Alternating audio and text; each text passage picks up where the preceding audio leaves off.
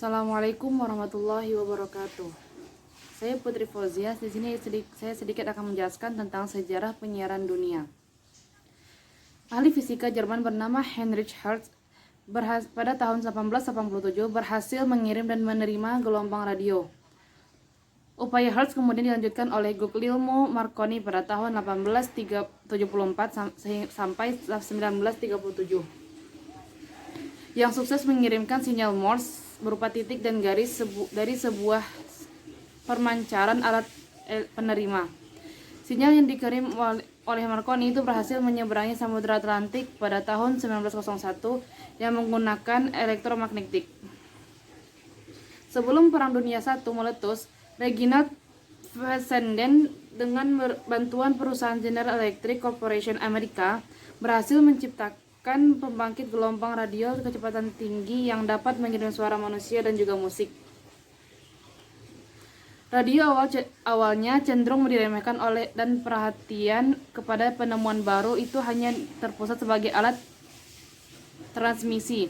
Radio lebih banyak digunakan oleh militer dan pemerintahan untuk kebutuhan penyampaian informasi dan berita.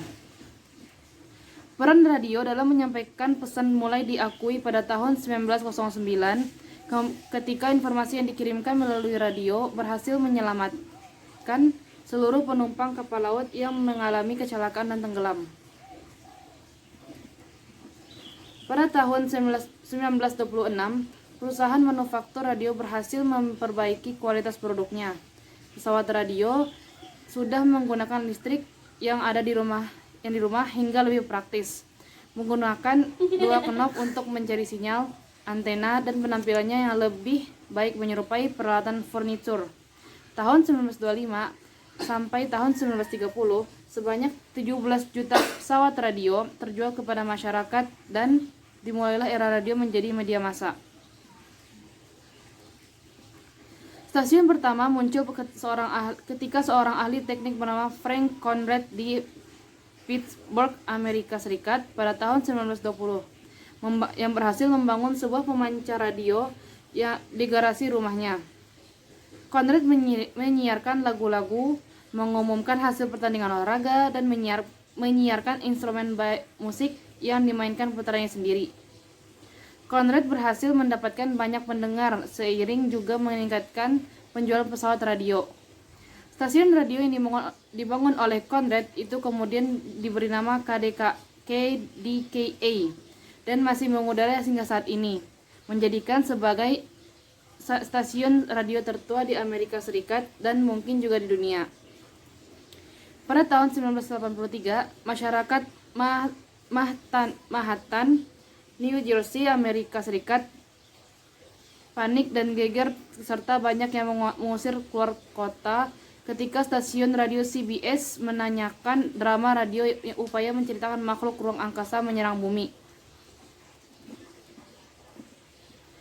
Alat elektronik pertama yang dimunculkan yaitu radio jaringan. Menyusul keberhasilan Frank Conrad membangun stasiun radio pertama, stasiun radio lainnya bermunculan di berbagai wilayah di Amerika Serikat. Stasiun radio menyiarkan program informasi dan hiburan kepada masyarakat di wilayahnya tersebut atau stasiun lokal. Pada umumnya stasiun radio itu memproduksi sendiri programnya. Yang kedua yaitu radio FM. Pertengahan tahun 1930, Edwin Howard Armstrong berhasil menemukan radio yang menggunakan frekuensi modulasi yang biasa disebut dengan FM. Radio penemuan Armstrong berbeda dengan radio yang banyak di pasaran ketika itu yang menggunakan frekuensi AM atau amplitudo modulasi. Radio FM memiliki kualitas suara yang lebih bagus, jernih, dan bebas dari gangguan siaran atau statik. Armstrong kemudian mendemonstrasikan penemuannya kepada David Sarnoff, pimpinan perusahaan Radio Corporation Amerika atau disebut LCA, yang merupakan perusahaan pembuat radio sistem AM. Agar dapat dikembangkan lebih lanjut, namun LCA ternyata lebih tertarik untuk mengembangkan televisi. Karena ditolak, Armstrong kemudian menjual hak atas semuanya itu kepada beberapa perusahaan lain. Pengembangan radio FM juga tertunda karena kehalangan industri ketika itu lebih tertarik untuk pengembangan televisi. Radio FM baru muncul pada masyarakat pada tahun 1960-an dengan dibukanya beberapa stasiun radio FM. Stasiun radio FM memanfaatkan keunggulan suara FM dengan memutar musik rock karena dinilai lebih cocok dengan frekuensi FM. Elektronik yang terakhir yaitu televisi. Pada tahun 1928, Vladimir Zworykin, Amerika Serikat, menemukan tabung kamera atau ikonoskop bekerja mengubah gambar dari bentuk gambar optis ke dalam sinyal elektronis untuk selanjutnya diperkuat dan ditumpahkan ke dalam gelombang radio. Zworykin dengan bantuan pilot Farnsworth berhasil menciptakan pesawat televisi pertama yang dipertunjukkan kepada umum untuk pertemuan World's Fair pada tahun 1939.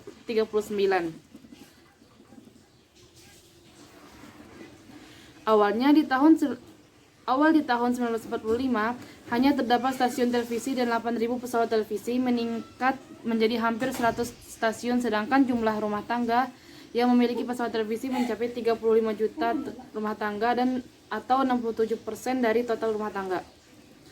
Perkembangan industri televisi di Amerika Serikat mengikuti model radio untuk membentuk jaringan stasiun televisi.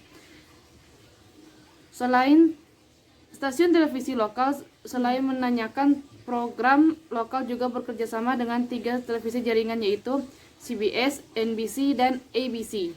Sebagaimana radio, ketiga televisi jaringan itu menjadi sumber program utama bagi stasiun afisialisinya.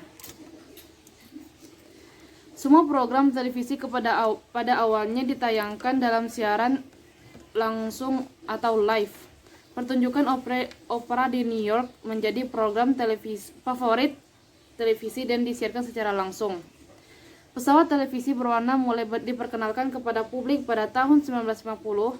Siaran televisi berwarna dilaksanakan pertama kali oleh stasiun televisi NBC pada tahun 1960 dengan menayangkan program siaran berwarna selama 3 jam per setiap harinya. Mungkin cukup sekian dari saya, kurang lebih mohon maaf.